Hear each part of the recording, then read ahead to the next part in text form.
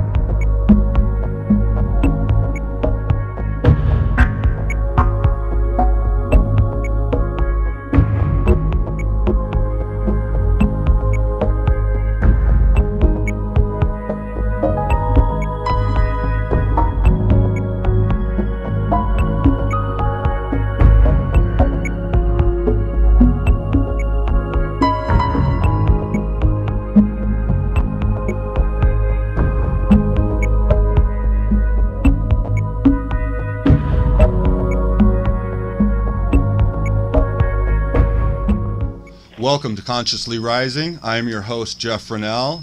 And today's show, we have a very special guest, somebody I've been very excited to interview for probably the last year.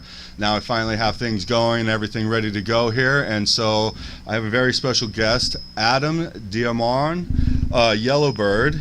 He is a reverend and spiritual leader, and he's also the CEO and founder of International Center of Spiritual Wisdom. How are you doing today, Adam? Hey, I'm doing very well.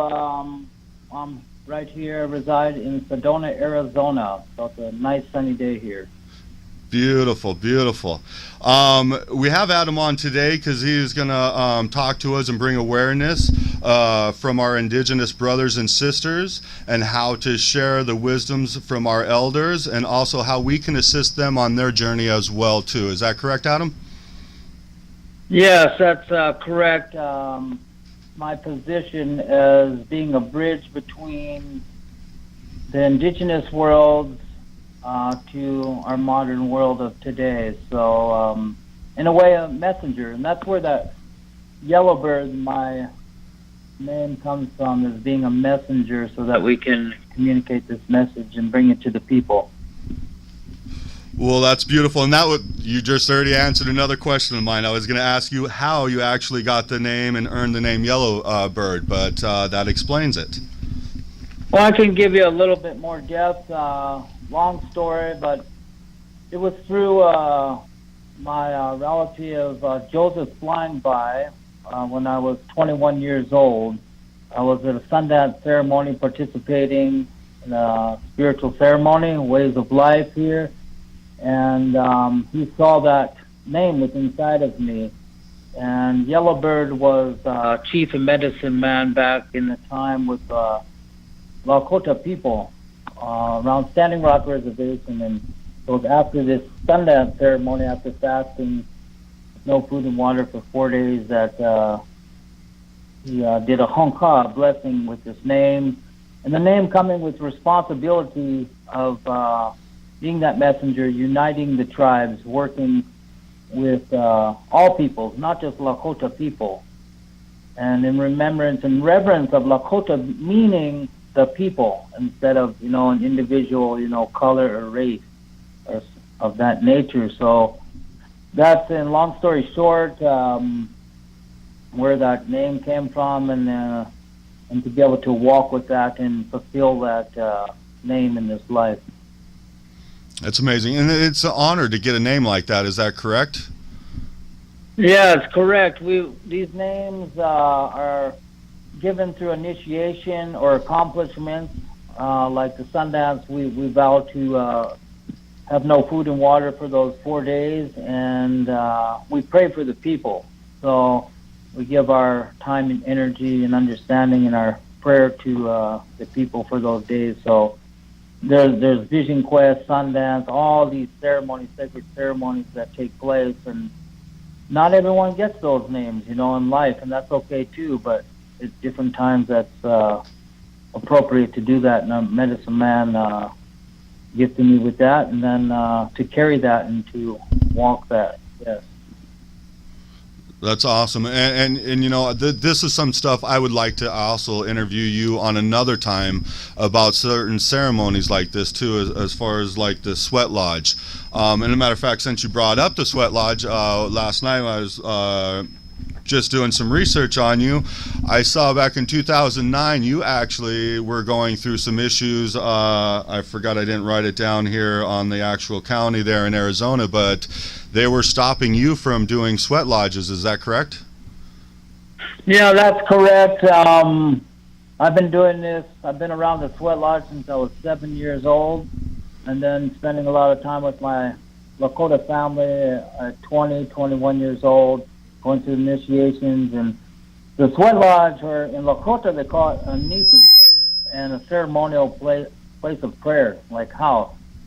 And it helps you mind, body, spirit, and purification, you know, to clean up and to pray, to use it as a, you know, holy place to send our voice and ask for help. And so, to go back without getting too much into the story, we had an incident that took place here in Arizona, that there was some tragedies, and that was in my hometown here in Sedona. And basically, because this was my way of life, I was standing up for it. And I tried to unify, I was working towards, and still am today, unifying the ceremonial people that participate and conduct sweat lodges or nipis. And what happened was is that coming out in the forefront, they used me, you know, as a pointer man or someone to look at to say, hey, we've got to stop these ceremonies. And so again, long story short, basically what I did was stand up, because in these ways of life, not in resistance or fighting, but we stand up to protect our religious freedoms and our ways of life of keeping our prayers and connections. And Nipi Sweat Lodge was one of those ways of that has helped me since a young man and going through adolescence to purify and cleanse up from things that weren't serving me. So I did that, and the county came after me for many, many, many years, and still to this day we're able to continue these sweat lodges and nipis and ceremonies in collaboration with county, city governing bodies through the religious rights and land rights uses. And this is for all people, not just, when I say indigenous, the indigenous peoples of the world. You know, whether you're Native American, African American, Japanese, Chinese, Hindu, Hebrew, you know, that we all have these roots of sustainable culture and traditional ways of living in harmony with Mother Nature. Yeah, that's what we do and still doing to this day, and keeping those aspects and ceremonials and ways of life alive. Yes, and I want to thank you for taking on that fight, because like you finished up there and saying, the fight wasn't just about you and your sweat lodge, it's about everybody and everybody's religious beliefs, or just beliefs in period, on they could be taken away if somebody else doesn't see eye to eye. So I definitely I praise you for that fight, and thank you for standing up for all of us on that fight, and I'm glad that you can continue with the sweat lodge. Yeah, thank you. Yeah, absolutely. I'm in meetings, whether it be on phone or personally now, working with the governing bodies, finding ways for all cultures and religions and people's way of prayer to continue, you know, and to preserve their food, their nature, their waters, their land rights. And that's part of what one of our main missions of the International Center of Spiritual and Ancestral Wisdom is doing now, to help support the people on a global and international level right now, and educating. We're educating people. And so one of the main projects right now is getting a piece of land in the Sedona area, so that we can have a hub here, and people from around the world can come here, and we bring the traditional elders, medicine people from all cultures to come teach and educate and share their wisdom and knowledge to better humanity. So that's one of the main missions right now. Our goal is by this coming spring is to have a land for all people to come and we have more information I can share later with you on that one too. Yeah, I would like that, because any way I can assist you and help out in this, I'm more than happy to. I'm even happy to come down to Sedona and do some grunt work for you if you need rocks moved or anything like that. I am all about this cause, and so I'm here for you in any way I can support you. Wonderful. Yes, that's where it starts. You know, cutting the wood and carrying water and simplicity. You know, planting the seeds, getting the gardens going. That's what I'm doing today, working our gardens over here, community gardens, in collaboration with our city of Cottonwood, and building a community garden in Sedona. And my whole backyard is full of food and ceremonial grounds at this time right now. Always could use your help. Awesome, and I will give it too. I am there for you. You know, when I first was introduced to you, I was actually studying Drunvolo, and I ran across one of his videos where you were both, I don't know who was interviewing who, to tell you the truth, but you were both on there talking about the dawn of a new age, which happened back in, I believe it was 2011, maybe 2012, beginning of 2012, where you brought in the mamas and the Kogis down to spread their knowledge and their wisdom. And I was lucky enough to come down and experience that and be in their energy. And it was absolutely amazing. I mean, the energy that these five had up there on stage, including you as well, so I'll say these six, was just absolutely amazing. I mean, I didn't even have to speak to too many of them, and just the energy that they gave out into the crowd was just absolutely amazing. And that's one of the reasons why we have you here today, is because you have another event coming up where you are bringing one of the and I'm going to butcher the name if I try to say it, so I'm going to allow you to tell us a little bit about this event you have coming up on September 18th and 19th, I believe it is, or 16th and 17th. Yeah, 16th and 17th, correct. Yeah, one of our honored elders from the Ayahuasca will be returning to Sedona September 16th and 17th, and he'll be here for about 6 days. And our first two events are at the Sedona Creative Life Center, and everyone from around the world is welcome. Whether you can participate or not, please get involved in some form or another, or at your home, connect to the resonance and the energies that we'll be emanating and focusing on. And the keys we'll be looking at right now on this meeting is the importance of the sacred site in our local regions, and then also around the world and in nature, and then also to bring the eco-awareness and its relationships to our personal ecology. So that can get pretty deep, you know, and that because we believe in working with these elder brothers, the Kogi and Ayahuascos and Wiwa and Conquamos from the Sierra Nevada, which we can get into a little later, where the region is all about getting back in touch with our inner governing bodies and our inner systems. So when we begin to make an inner relationship with that, we can start to fix this outer system that we have rolling, our outer governing bodies. But it's about taking responsibility. So how can we do that? One of the ways is, how can we give back to the Mother Earth? And that's what he'll be sharing. And then keeping our environment in balance with our spiritual and material needs. So those are some of the keys and topics we'll be looking at, and taking the first steps to move through that. You know, what does that mean, or how do they do it in perspective from their place of origin? And they feel, I've traveled the world, and each culture, every tradition has an amazing amount of knowledge and teachings that go back thousands of years. But these people in this time, I really, really, really feel that we can really get a lot to help us bring a balance back into, you know, what we've gotten ourselves into as a collective humanity. And so it's a real great honor. He's really excited. Calixto's very excited to come back.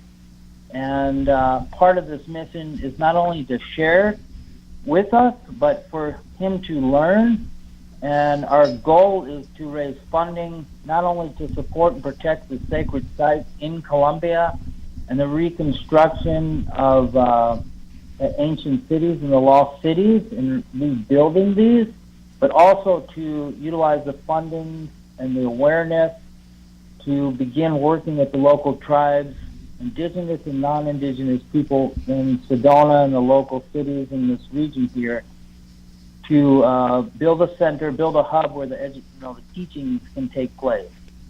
So we're really, really excited. So it's working together and building bridges between the Americas. Yes, and this is something that, I mean, I'm sure is a big project, so you could probably use assistance from people all around if they're willing to be there for you. Is that correct? Yeah, that's correct. Yeah, we do have contacts, a website. We can schedule things. There's just so much work to be done on so many levels. We have the spiritual and material levels, so definitely we're in open arms, to receive that support. I mean, it's not only monetarily, it's on the ground, like you said, there's days when we've got to move hundreds of stones because we're preparing for ceremonies that are preparing for gatherings and our meetings that are actually helping us, with the material manifestations. So we do the spirituals work and the physical and the material and the, what we say the earthbound work here, and then to help us manifest our project. So it definitely could use those that are listening, your support and openness and your wisdom and knowledge and your talent. Yeah, and I just want to, say out to our listening audience too. I mean, if you come down to help on the physical level on your land or anything like that, don't even look at it as work. Looking at it as reconnecting to nature in a lot of ways, because that's exactly what you're doing, is working hand in hand with nature. Is that the way you would look at it as well? Absolutely, yeah. Yeah, that's where it's all going to begin for us, and we change that thought. Yeah, we utilize the word work now, but it is, yeah. It's getting back in touch with the natural world and harmonizing, and nature constantly feeds us. So you'll gather that wisdom and knowledge from these stones, like as we gather stones, as we gather the firewood for the ceremonies, for the fires, and we pray and we make offerings and payments, and nature just constantly, continuously gives. And like maybe we're out there gathering stones, and then there's some sage or some herbs and plants, and then when we begin to commune with nature through this way of life, which all people have the resonance and connection and ability to receive this, then it begins to speak to us and say, hey, I'm here to help with, to clean your bladder out, or I'm here, hey, burn me and I can help a headache. Nature has a way of speaking and communing with each and every one of us. Yeah, I definitely agree, and I think what I try to talk with some of my clients and students as well too is that, we get so caught up in our mundane and all our bills and everything like that, that we start to lose tune to not only ourselves, especially ourselves, but to nature as well too. And just like you're saying, nature talks to us, it feeds us, it does so many things for us, but if we're too caught up in our mundane world and all these little things that are truly an illusion, we don't notice these things. We don't notice our intuitive abilities to connect with all these different things. And this is where, when you can go and maybe help Adam in his land and be able to chop down some trees or move some timber or anything like that, that's reconnecting, that's touching, going back into nature and connecting with yourself as well too. We lose ourselves in this mundane world. So I think it's so important to do the things that you're talking about, Adam. I mean, we can live this mundane life, but take the time to reconnect in so many different ways. Yes, yeah. Absolutely. And through our site now, we're doing individual sessions or consultations for those that might have interest, that are wanting to come to Sedona region.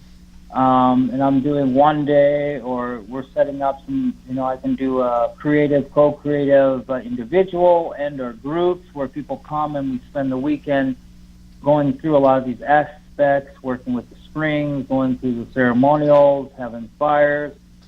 And so if anyone does have interest, we can direct you to the website, and we're doing long distance healing and transmissions, and opening. Really, it's not about me being the only one or you being the only one or us.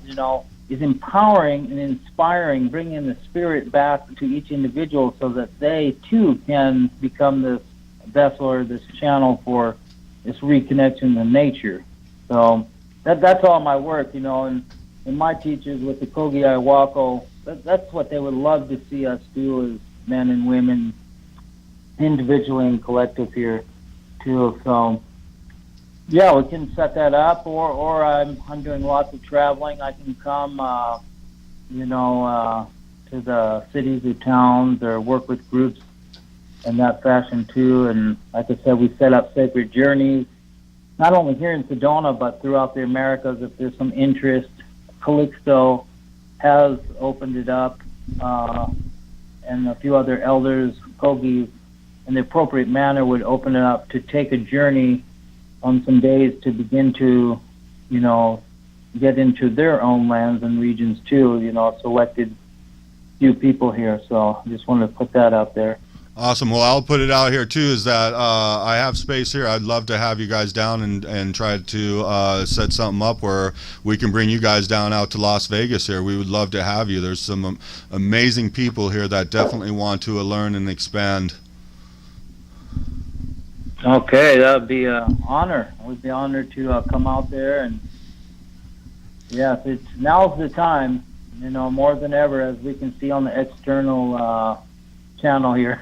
As you see, if you're watching Facebook or the television, which I don't watch TV, but I hear and I do scroll through the Facebook, and we just encourage all the listeners out there too, just tune in to your higher selves, just really anchor that in and do whatever it is first, prior, in every waking day to reconnect with your inner selves and the memories, the ancestral wisdom that each and every one of you have, and trust that, and just fully illuminate yourself within that, and follow that intuitive self. And when we unite in that way, we'll transform this external governing bodies in our systems and reclaim that, So I give you courage and strength, everyone, to the beginning steps, and have courage that way.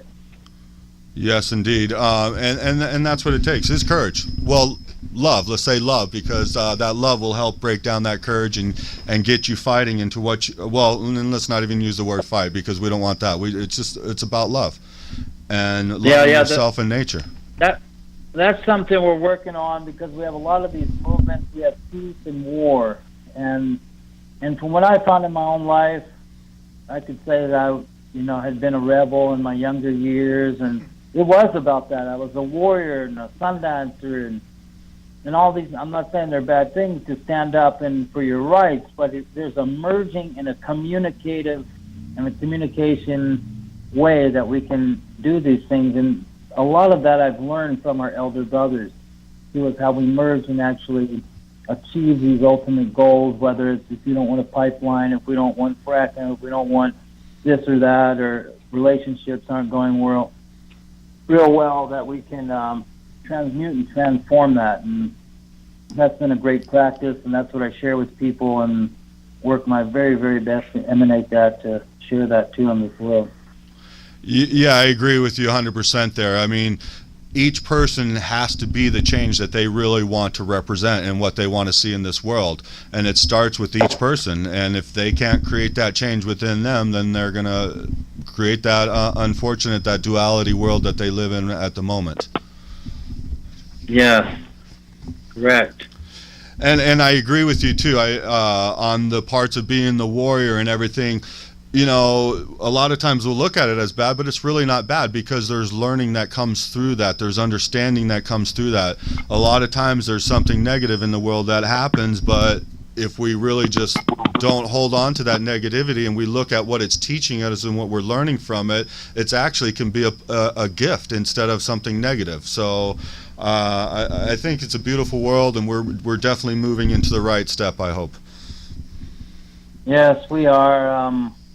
We all signed up for this. we've come here in this time, and that dualistic game entraps us in many forms, and we just hold the center line here, and I always use the crystalline golden light in my practice and visualization to help transmute and transform. And I think we're doing a great job, and through this awakening and this time we're in, and we just need to hold each other, really, as humanity, hold each other through this, and keep positive and momentum, moving here. Yeah, and definitely, and have that understanding. That's the one thing I see kind of lacking in the world right now at the moment is understanding. Every person out there is different. We all have different beliefs and ideas. Some of them are same and some match up with others, but everybody is their own identity. And we need to come to that understanding and realize that we're all different, and we can benefit from everybody being different. It doesn't matter if I don't like what the other person is saying in front of me. If I sit there and listen and understand why they see things that way, then it helps me adjust to them. Maybe they might even give me some tips on something that might help me. We shouldn't shut down to other people just because we don't like what they're saying. We definitely need to open up and have understanding and try to grow from that. Correct. Yeah, I believe that too. Awesome. Well, Adam, we're going to cut away really quick for a quick commercial break to help out our sponsors here, and we'll be right back. Okay. All right. Thank you very great. much. Hello, I'm Abra McGrath. Please join me for the Health and Wellness Hour here at Luminosity Wellness Center and all the other great shows at www.dvtv.com. Hi, I'm Joe Peroni. And I'm Heidi Mancini, and we're the hosts of the Rise Above show. Check us out on WWDB-TV on Thursday afternoons at 2 p.m. Welcome back to Consciously Speaking. I'm talking with Adam Diamond, Yellowbeard. He is the CEO and founder of International Center of Spiritual Wisdom. He is also a reverend and spiritual leader. We've been talking a little bit about the Kogis, the Mamas, and I'm going to butcher the rest of them. I know there's the Wawas and the other two groups. I'll butcher their names. But we're talking about Adam, and he's bringing down Calixto. Is that how you say his name? Yes, Calixto Suarez. He's an Ayahuasca elder, wisdom keeper, leader of his people from the Sierra Nevada in Colombia. It's very, very, if you all have never been there before or heard about it, you can look it up. And he's part of 4 main tribes that protect that region. They're Ayahuasca, Kogi, Wiwa, and Conquamo. And very, very unique region, goes all the way from the ocean to the tops of the mountains where the glaciers are, and it has all the ecosystems in it, and they have been there since Pangea was one continent, and their original instructions still reside there, and they've been living in this field, so to say, this energy that in harmony with the natural world since the beginning of time and their creation.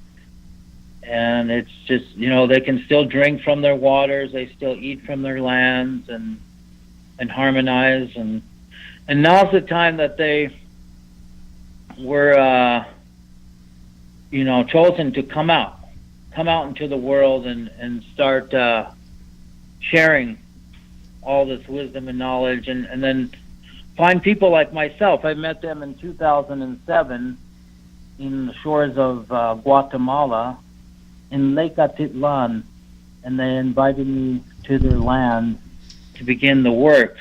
And they asked for a commitment, a minimum 10-year commitment to work with them, study and train, and then also share, and so that we could travel and bring them to different parts of the world to share their wisdom and knowledge. So that's what I've been doing since 2007 with them, traveling to Europe and here in the United States and other regions to share their wisdom and knowledge with the people. Beautiful. Do you mind sharing a little bit of their wisdom and knowledge that they've been sharing with you to bring back to us, and what is their main purpose? Because what I've heard before, and then again yesterday when I was studying some stuff before this, they consider themselves the guardian of the heart of the world, which is their sacred territory and lands. Can you expand on that a little bit more? Yeah, their main objective is to protect nature, and to sustain not only this planet, too, not only Earth, but to keep our cosmos, our galaxies, our universe in harmony and balance. Also, more local, our moon and sun. So they are literally working on planetary systems, similar to how we have astrology. They're working on the orbit.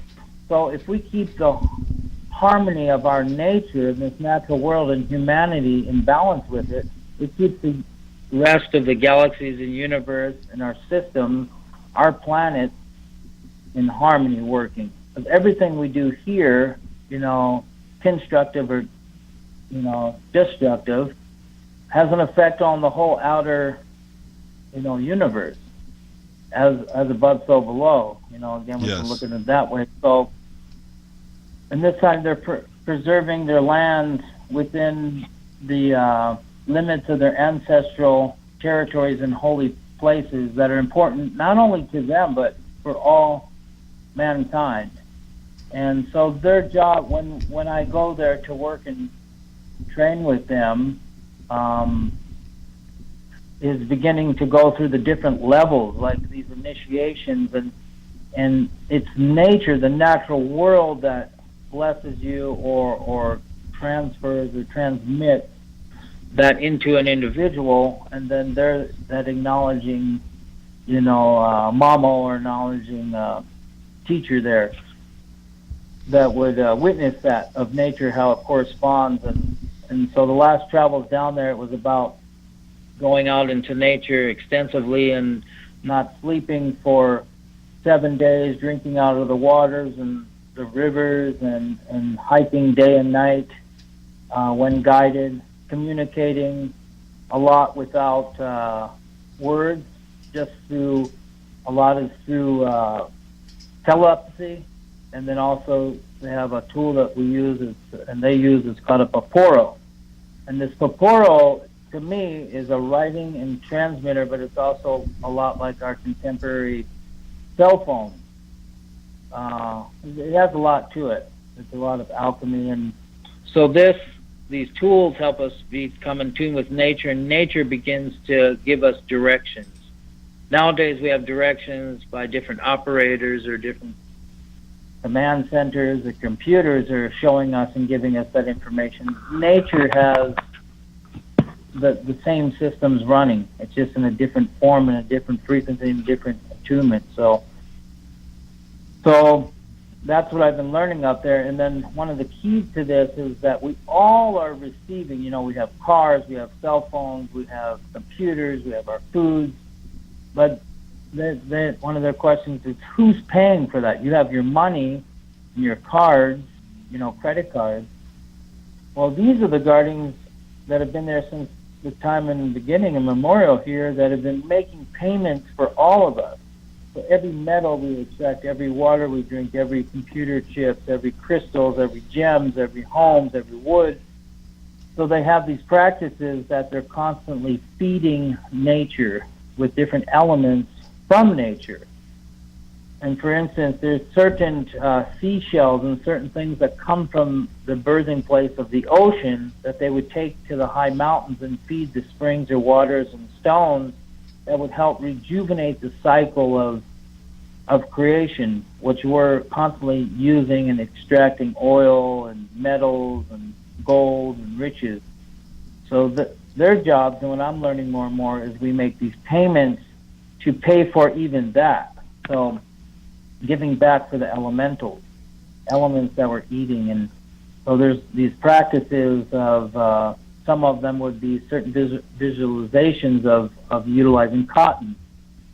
And then we're utilizing this cotton in depth and visualizing all the things that we have ever eaten, or the vehicles we're driving, or the gas station we pulled up to, or the on and on and on, all these. And so we're breaking down all the little aspects, and we're visualizing and putting that essence into this cotton. And this could take up to days, or it could take 20 minutes of a meditation and prayer, and I help guide people with that in nature. And you probably experienced, maybe they did a little bit of that in 2012. I don't remember. They did. It was for a new moon ceremony, is what I remember, and they had us do the cotton and put negative in one hand and positive in the other, if I remember correctly. Yeah, correct. And there's different practices for different groupings of people too, you know, in that time of what they bring in.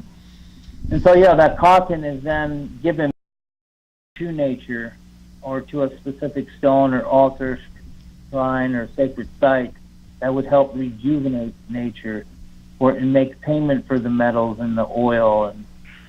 And so that's a lot what I've been doing up here, not only physical and spiritual, but also making those payments on the land to our sacred springs and our waters and our mountains, but also talking to the companies, whether it be the oil companies or national forest, and seeing if there's a way that we can lessen the devastation, or what the process, you know, what they're going about, how they're going about running the systems of today.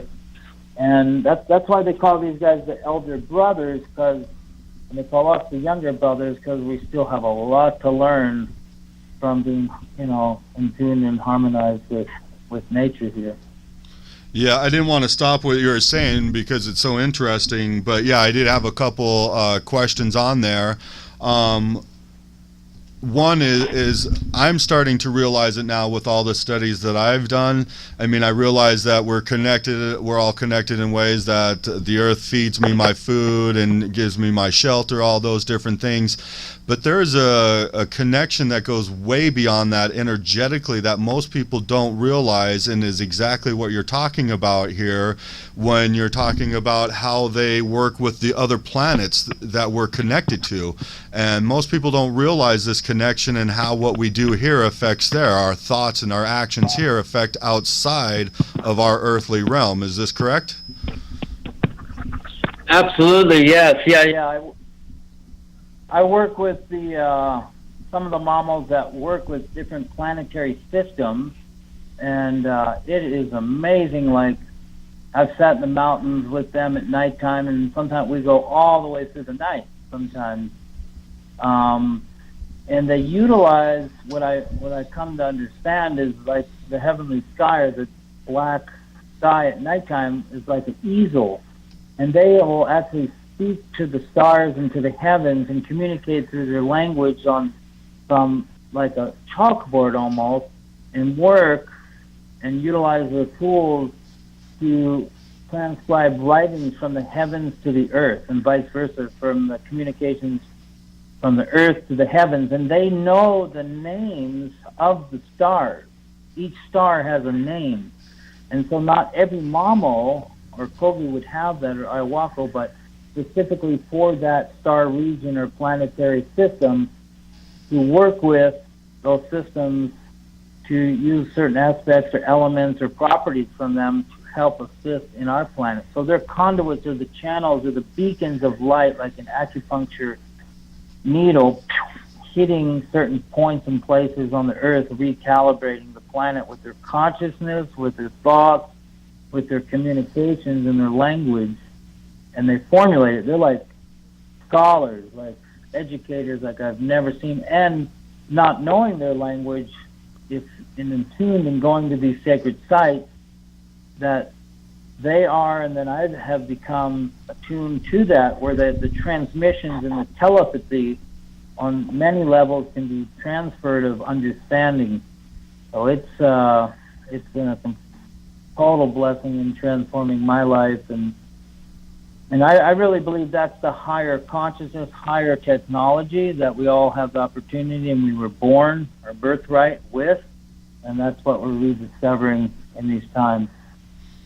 Yeah, I agree. The technology that we have nowadays can definitely be pulling us away from our spirituality, but in a lot of ways too, I think it's going to bring us back because it's going to educate us on our true knowledge, our true selves, and our connection with everything out there, which I think it is already doing in a lot of ways. The other thing I find fascinating too, and it just makes me laugh every time I hear people talk about this, is that, they're indigenous people, they don't know much and everything, and it's like, wait a minute, they got more information about the skies and the stars than we've had ever until recent years with the technology we have now that discovers this stuff. But a lot of the information we get from this technology, I think, is outdated and wrong when we look into it in another way. No, I just lost my point. I'm sorry. But I just think it's so fascinating in what they are doing, what the way life is going right now, how we're just coming back to it. It's amazing. I know we're getting close to the end of the program here, so I definitely want to get back to the event and what you're doing. The other thing I definitely want to talk about really quick is our elders are kind of in conflict in their own homeland as well too, from what I understand, and that they have not only the Colombian government occupying some of their sacred land and having communication towers on there, but they also probably are fighting the cartel and the drug dealers from growing whatever they can grow out on those mountains, and farmers and miners and all of this stuff. So they're fighting this battle off on the side as well too. Is this correct?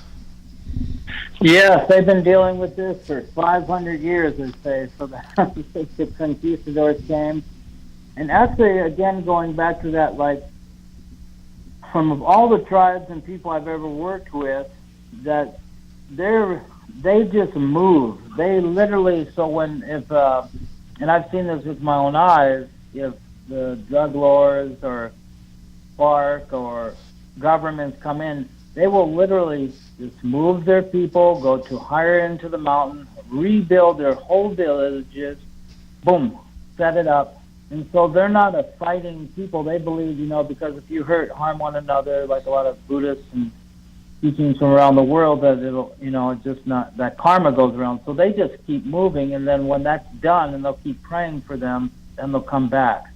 And then there's more of a collaboration, but it does create a great struggle constantly for them, because the sites that they've chosen are sacred sites that are protecting Mother Nature. So it's very difficult, and then they have to go back down, and it's just, it is happening now where, like I mentioned earlier, I believe in the program, I was part of a project that we had recuperated Pueblito, a town in there, and now they're reestablished with the House of the Sun and Moon. So after all these hundreds of years, they're able to come back there, live in harmony, and then also people from around the world are able to come visit this and see the Kogi living there in harmony, and those that are interested maybe learn and get that understanding. But they deal with it. We're in the mountains, and you come across the military and all. It's still happening down there. It's more at rest now, but it's still something that is in movement, and we see this around the world happening too. But they do need part of the project too, with the International Center of Spiritual and Ancestral Wisdom that we're running here in Sedona, is to constantly send supplies or gifts. We take in beads and special giftings or foods to supply them, Ayahuascos and Kogis, so that they can have their meetings and help their children and educate them. And now with the Western world, they're merging. So there's a merging happening, and there has to be an education of this outer world. So in the future, I do believe that we will see more Ayahuascos or Kogis integrating into our system, and vice versa, us, like myself, learning and training with them, where we can help on both sides. And so they do need a lot of prayers up there, And but to let everybody know, it's not like this war where the indigenous, like we had the Indian wars here, where they completely eliminate, and you know, the native battles in the plains and that kind of thing's not happening. But what has just been introduced to the last few years is actually vaccines, which is, I really want to work on a team that we can be up there and help educate the indigenous people, because they're being influenced by vaccines, which are actually making them sick along with the animals. So this is it's a different type of, let's say, conflict that they're looking at here, and I've literally witnessed it with my own eyes. I've done several big international gatherings down there with them. We've co-produced, and that is happening, which is very, very sad right now to see that happening. Well, yeah, there's so much to cover on all of this here. I know our time's coming short, so I definitely want to get out the information that you want to get out today for your event and everything. We only have about 5 more minutes left here. One thing I just want to let our listeners know, and what amazes me about our indigenous elders, is they're doing this out of unconditional love. They live their lifestyle the way they do out of unconditional love. They do the work that they do for all of us out of unconditional love. The way I see it is they live their daily life doing things for others out of unconditional love. Correct. I think it's so amazing, and it just fills my heart with warmth knowing that there's a culture out there that doesn't even know me, but day after day after day, their prayers are going out to me and everybody else, my family, my friends, everybody, and they are looking out for us in their homeland. I think that's awesome. We need to protect them. We need to be there for them like they've been here for us from the beginning of time. I am all about this, so anything I can do for you, again, I'm here for you. I think there was something else I was going to say, but I forgot. Go ahead. It's the first step. They said, like, what we're doing here, the radio show, use the communications. That's my job, too, is like to speak to people like yourselves, or whether it's programs or videos, or absolutely, because they are doing that. They do. I truly believe that they do know you, and they know each and every one of us. They have these ceremonial houses where it's in darkness. They work with the fire, and that's their television station, how we have like the screens in Facebook.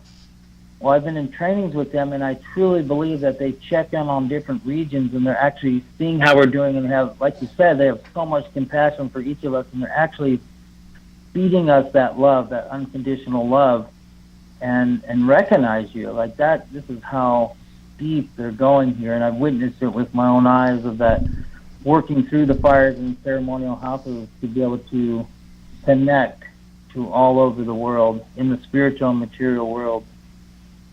And I think that's a different show on itself, what you're talking about there with looking into the fire and being able to see different things.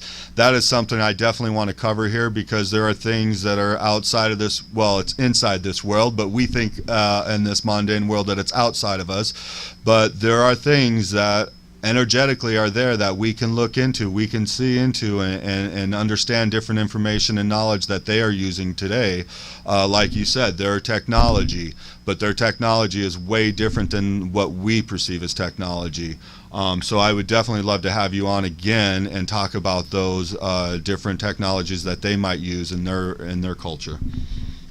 Yes, absolutely, and for sure, that'd be a great honor. And prior to the show ending, too, we do have a website.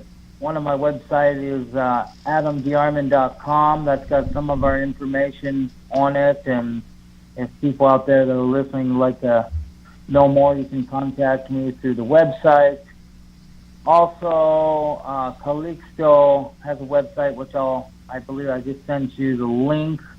So that you could add that onto the show. You can see directly what Calixto is doing, and basically it's his name, CalixtoSuarez.com.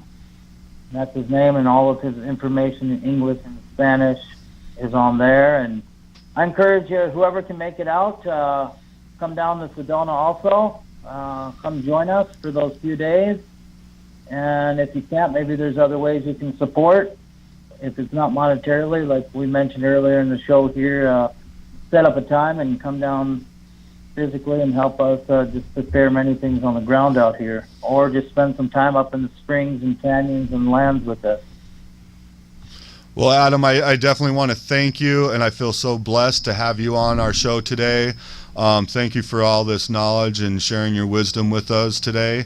Like I said, I am here for you. You need anything, you have any other events coming out, just get in touch with me, and I'll put it on my show as fast as possible. I know we'll be in touch in the future here, because I definitely want to come down and help you out in any way, shape, or form I can. Yes, I do appreciate that. And each and every one of you, and Jeff, great success, and it's an honor to make these connections here. And I just send my crystal and golden heart, thought, mind, body, and spirit, and love each and every one of you on this beautiful day. Well, thank you. We love you too, and thank you so much for your journey. Thank you, and we'll talk to you soon. Okay. Have a wonderful day. All right, that was awesome. Thank you so much, Adam, for being part of our show today. Thank you all for tuning in and listening today. We will have another one for you next week, trying to line up a wonderful guest for you. It's not confirmed yet, so I don't want to mention anything yet, but I think we're going to be in good shape.